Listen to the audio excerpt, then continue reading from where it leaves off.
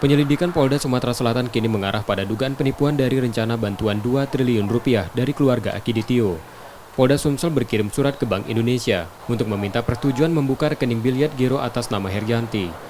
Sebelumnya upaya clearing di Bank Mandiri dilakukan pada 3 Agustus 2021, namun Bank Mandiri menyampaikan dana di rekening Herianti tidak cukup.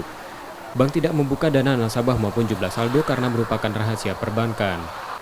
Persetujuan BI diperlukan agar informasi rekening tersebut dapat dibuka.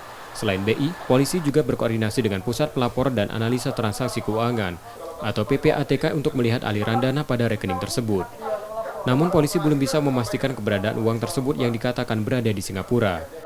Sampai dengan saat ini, kalau hasil dari pemeriksaan dari Bank Bank Mandiri, kita hanya mendapatkan data bahwa yang bersangkutan rekeningnya tidak cukup.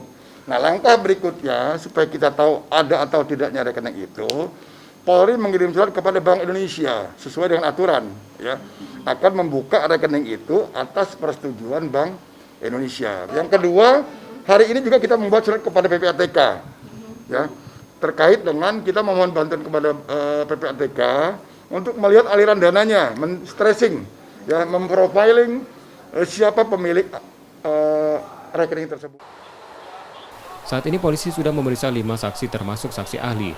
Namun hingga Rabu kemarin, Herianti Putri Akiditio belum bisa menjalani pemeriksaan karena sakit. Reski Oktora, Muklas Diferensial, Kompas TV, Palembang, Sumatera Selatan.